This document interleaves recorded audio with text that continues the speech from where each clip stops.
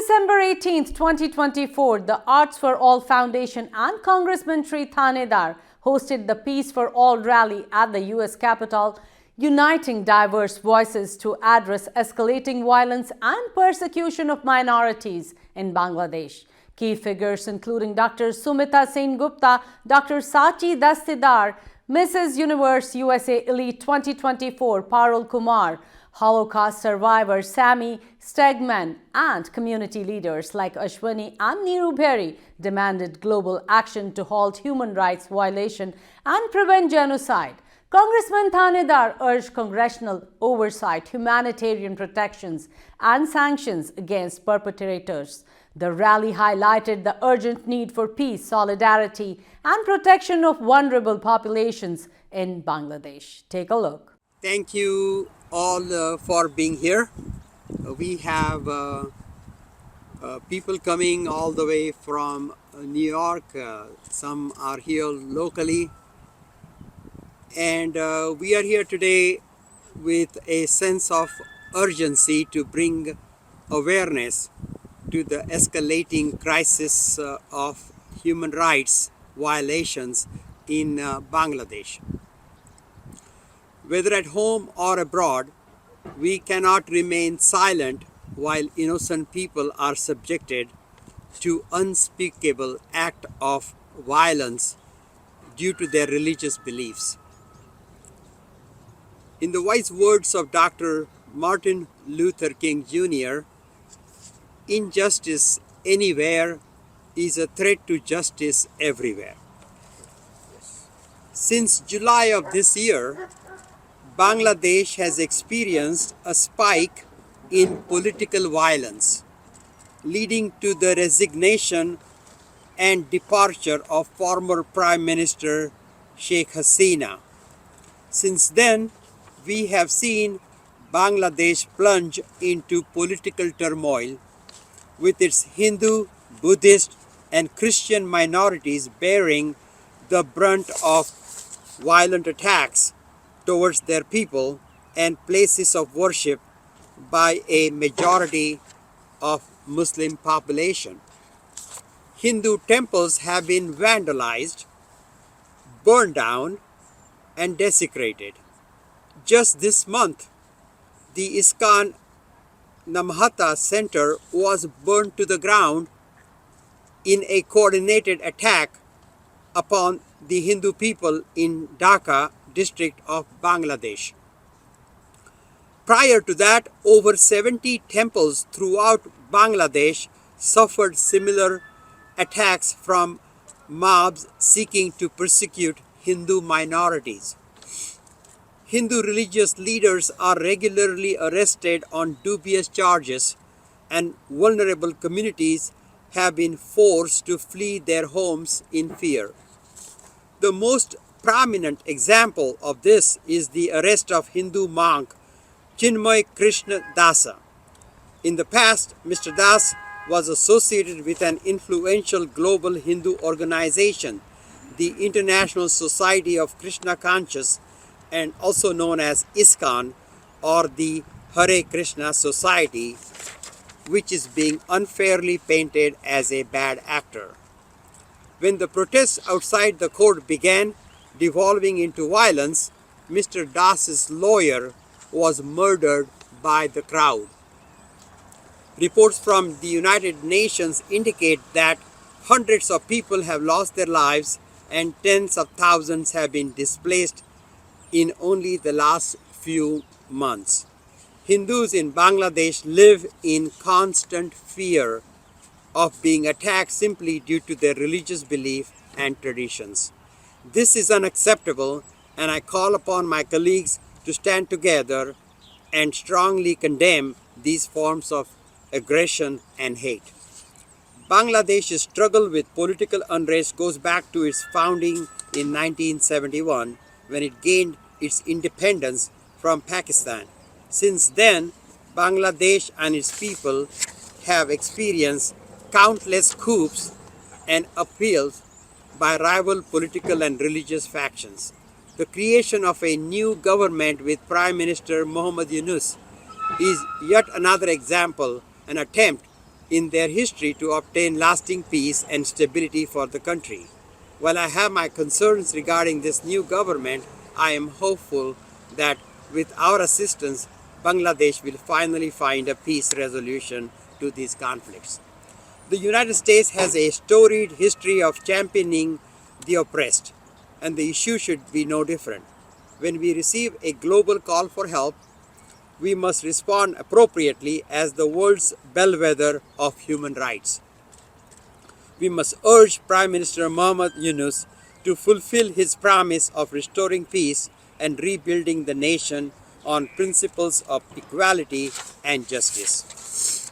Since the start of this deadly conflict, I have been working with the U.S. State Department and Treasury suggesting immediate actions by the United States.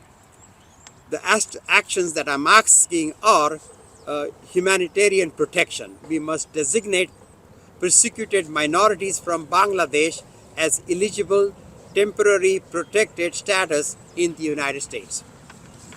I'm also calling for congressional oversight.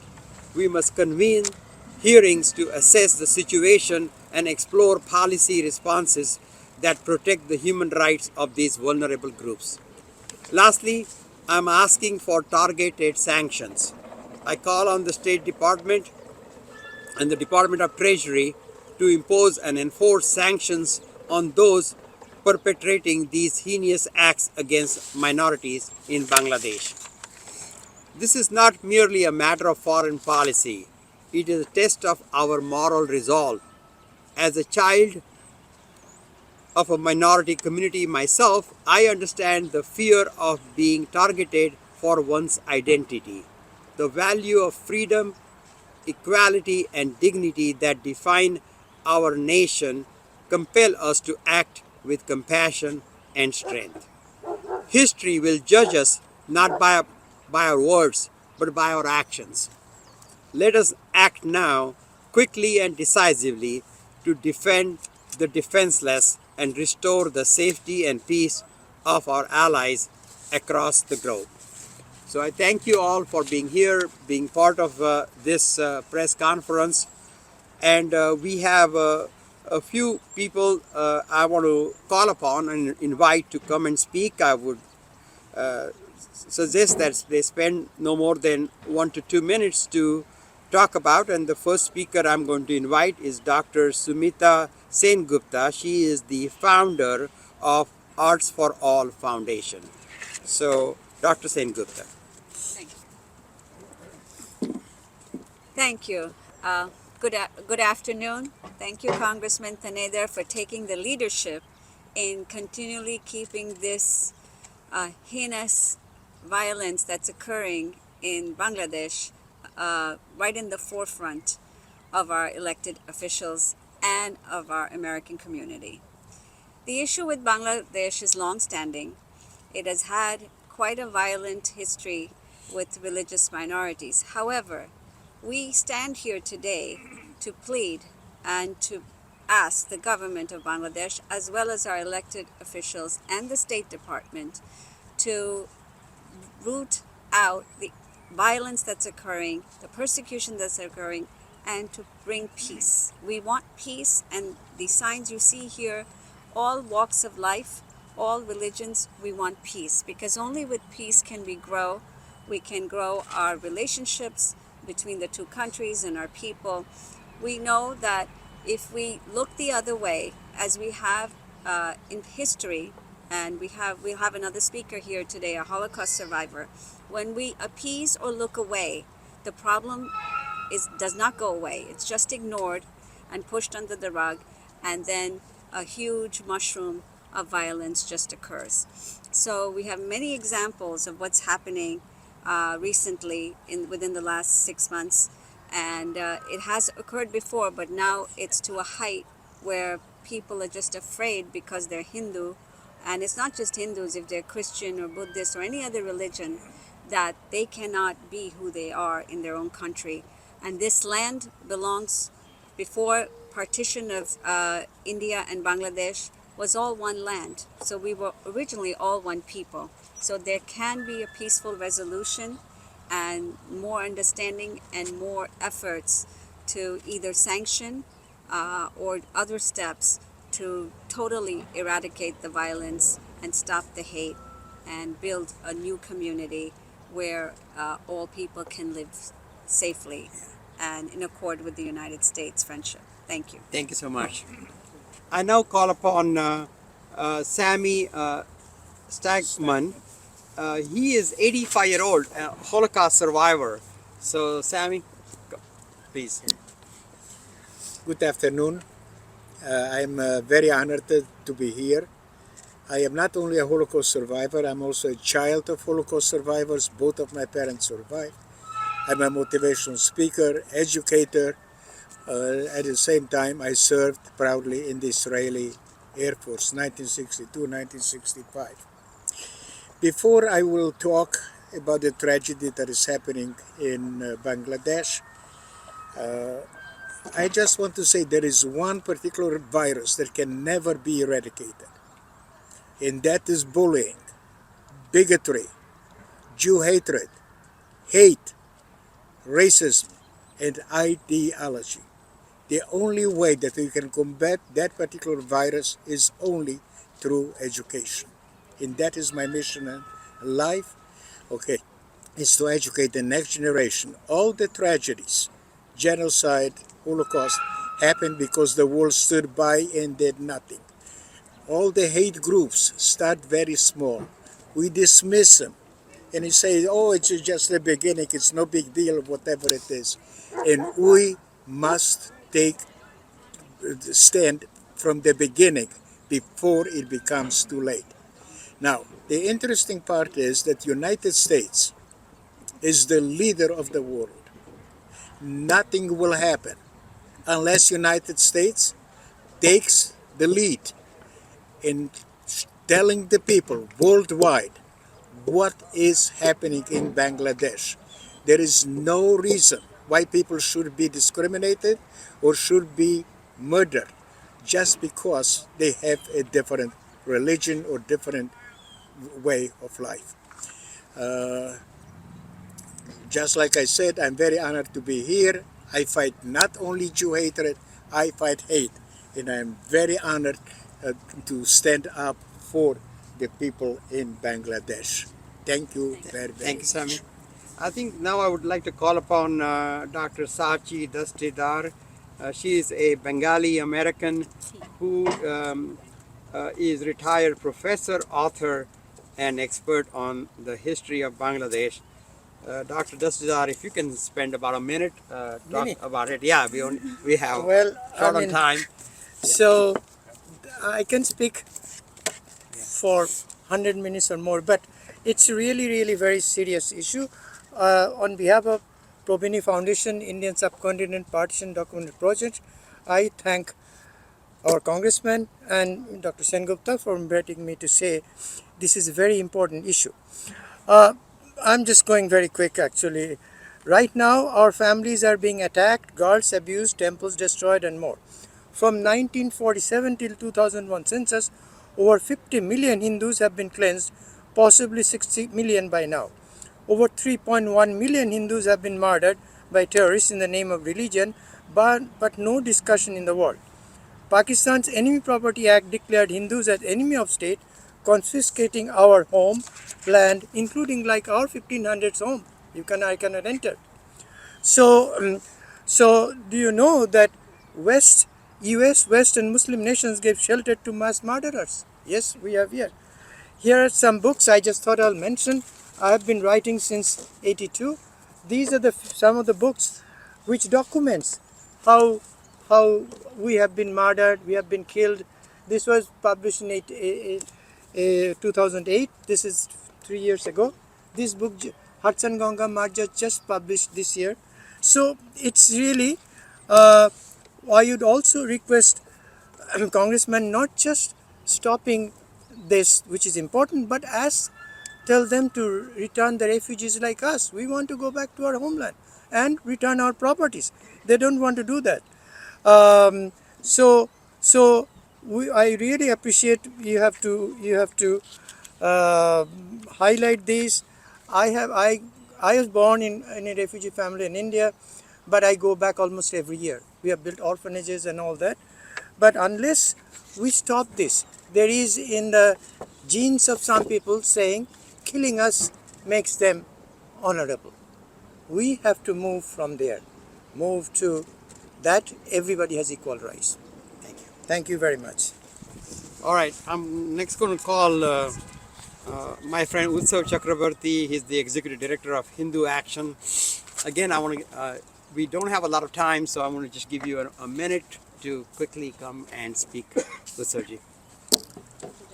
Firstly, I would like to thank Congressman Thanedar for taking the lead in speaking up for the religious minorities in Bangladesh. It means a lot to the Hindu community in America, all 4.5 million of us, and it means a lot to the 4 million Buddhists in America because they are also as much a target as the Hindus in Bangladesh are. So thank you, Congressman Thanedar. I just want to reiterate that what has happened in the last 5.5 months in Bangladesh clearly reflects that interim leader Muhammad Yunus has failed to contain his allies in the Jamaat-e-Islami who are now running around the country, burning temples, killing people, raping women, and putting atrocities against priests and leaders from the Hindu community by incarcerating them. It is incumbent upon our current administration as well as the upcoming administration to put sanctions on Bangladesh, as Congressman Thanedar has pointed out. And not just that, it is important that we clearly chart out a path for safe autonomous zones for the Hindus, all 15 million of them, along with the Buddhists and Christians, within the boundaries of Bangladesh. Thank you. You're welcome. Thanks so much. And next one I invite is Dr. Sumita Jasti. Hi. She's a community leader. Yeah. Go ahead. Thank you, Congressman, Just a minute. for organizing this event. I stand here today not just as a physician, but as an ambassador of peace.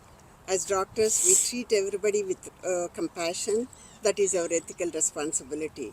Peace is not absence of conflict. It's natural to have conflicts and disagreements, but it's not correct to kill innocent people all over the world, what's happening, and also Hindus in Bangladesh. And violence cannot be stopped with violence, and peace can come only through mutual understanding and dialogue. It's not only violence, it's not only public safety issue, it has economic impact of violence. In 2023, according to the Economics Institute of Economics, 19.1 million was spent and 13% of global GDP on this issue, and this should be addressed. And Art of Living is doing a lot of work on this with the meditation and the breathing techniques, and UN declared recently as a December 21st as a World Meditation Day, and founder Shri Ravi Shankar, global humanitarian, will be conducting meditation at United Nations and worldwide meditation, and it's good to introduce as a peace education. Especially, I stand for peace and peace for all. Thank you so much. Yeah. My last speaker is Parul Kumar, and I'll give you a minute just quickly, and then we'll wrap it up. Hi, thank you for your time today. We are all here as a cry for help, trying to bring awareness to the issue in Bangladesh, asking for your help and your support to raise this cause higher and into the viewpoints of all of the Americans that may not be aware that this is even happening in the world right now. So this is a cry for help. Please support, please spread awareness, use your social media to spread this message that this is actually happening in 2024 right now. The Hindus in Bangladesh need your help, the minorities in Bangladesh need your help, and we are all here today with a message of peace, asking for help. Thank you so much. All right. Thank you so much. Thank you.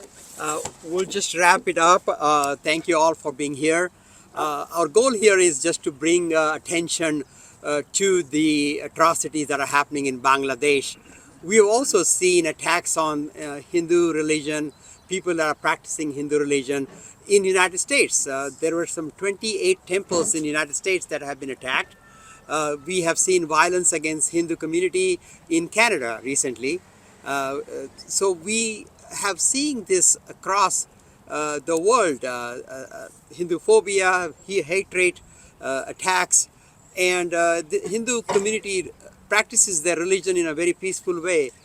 Hindus are not aggressive people. Hindus are very peaceful, quiet. They practice their religion in a quiet way and a very accepting way of other religions. And so these attacks are not acceptable. It is time for Congress to act.